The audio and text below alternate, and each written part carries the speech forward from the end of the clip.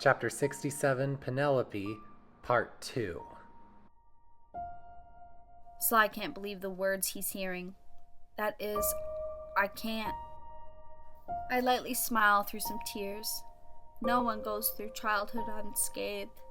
It's not a contest who suffered more. So I went out on my own. There were plenty of days I cried. Evie's parents were generous enough to let me live with them for a few months as I got on my own feet. And I had to disguise my age and my true identity to get mundane jobs that barely paid the rent. Suffice it to say, I'd still done a little bit of undercover thievery in my day to make ends meet before I met all of you. But I tried not to become obsessed with stealing or partaking in the black market. I was mostly just a mechanic with a ThiefNet page. Then, when I wanted to become a pilot and participate in the ACES competition, you came up with the identity of the Black Baron, says Bentley. Yeah. To be honest though, looking back over myself these last several months, I think my main reason for becoming the Baron was to mask some anxiety. I can still feel the bruises my dad gave me from time to time, and it took me a long time to make a name for myself as a reputable thief and mechanic. But in the Baron's outfit and in others, I was no longer as vulnerable. I hope I'm not boring all of you with this. No, do tell us, says Branwell. We need to know. You've given a lot to unload. Yeah, I suppose I have. Well, I've been making a name for myself as the Baron for a few years. I've been hired for some small jobs here and there, in and out of the Baron identity. But then you guys, the Cooper gang, showed up and agreed to duel me and the other teams in the competition. Then I come with all of you, and we pull off the Cooper vault job. Then I started working with you, Bentley. Penelope. This time it's Bentley to say that, and he's crying too. Now, before I continue, how much do you guys know about the rock operation? Nobody speaks for a second. It's a slimy chemical mineral capable of making someone bad, says Dimitri finally. So listen, I should have told you guys this a long time ago about my dad and my childhood. But I guess I was so happy being with all of you. I felt I could completely move on from that. So I buried it all and thought of my life anew. And it was like that with you and I for a while, Bentley. The memories of my dad's belittlements came up. I remember that time. Bentley isn't saying this with his usual excitement for recounting memories. He looks like he also doesn't want to bring this next thing up. You were telling me about some jobs that could make us more money, and I was saying they seemed a little too risky or iffy. Well, I rubbed my hair. For some reason, as time went on, I really felt my dad's influence returning to me, not feeling like I should go back to him or anything. But weapon design was his thing, and I found out with undercover research that he's still going strong in the industry. In fact, he has a role on a committee, a role he had in my childhood. There was then one day an itch that came to me to get above him and make a fortune. Beat my father at his own game. This anger was stirring in me over a period of months, and eventually, after feeling Bentley wasn't really up for that idea, well, You took my time machine plans to Le Paradox, Bentley finishes for me. But wait. That sounds... Bentley gasps. Some of the Cooper gang look over, wondering why he did so. And when they read his face, they gasp too. Are you thinking what I'm thinking? Says Bentley. I sure am, says Sly. Penelope, is there any chance you were exposed to the commium in the few days before you went to Le Paradox? The rocks, you mean? Yes, the rocks you and Raleigh operated with, says Bentley desperately. The ones you sucked up back in ancient Egypt.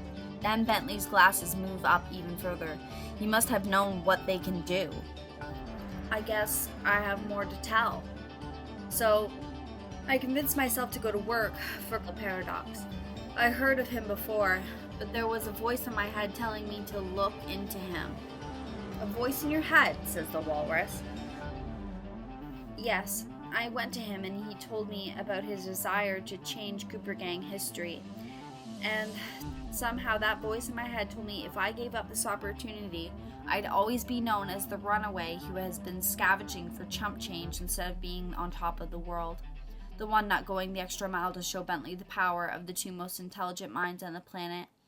It was also telling me about how Bentley and I together had the potential to easily overpower my father, and Sly was holding him and me back, and that made me just furious. So I created my black night suit, going back into darkness, and did what I did.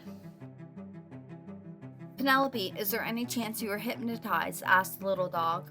I forgot his name now. This conversation is too harrowing. That kind of manipulation sounds exactly the same as the voice that caused me to commit arson. I don't respond for a second. Mister? Branwell. Branwell, was this place you burned down somewhere personal to you? Well, it was the house of the man who destroyed most of my life.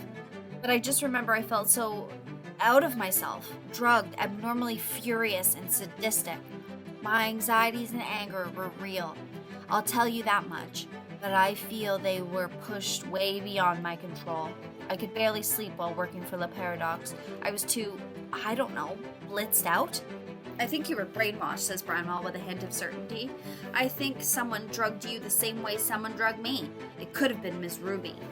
But Miss Ruby has been in jail for years now, says Inspector Fox. How would that work? I know where you're coming from, Inspector Fox, which leads me to the next part of my story. It's quite a relief finally being able to tell all of this. So, I was in jail, angry with Sly, angry with Bentley, turning his back on me, angry at myself for failing, and then I got this fury again, this desire to prove myself and beat the warden, utterly humiliate him, show him who's really boss at Heathrow. But I slept one night planning and had a realization. I'd never actually even met the warden yet. I didn't know anything about him, or even if it was a him. I knew I was mad to be behind bars, but for all I knew, the warden could be fair. There is such a thing as fair people in the penal system against some odds. My point is, I was prejudging everything, and that gave me pause. I realized my anxiety spiked up crazily and abnormally, and I knew something had to be up. So you escaped? Asked Bentley quietly. I knew I'd need help, and I remembered Raleigh's name from the stories. I knew he was a former mechanic too, so I collaborated with him. He became immediately on board when I told him I had a feat with Sly Cooper. And working together, we were able to build a controller that connected to Raleigh's old blimp. He'd been keeping it hidden somewhere in the Bermuda Triangle for years since his capture. We were able to get it remotely inflated, back online, and we were able to bust through the walls and escape.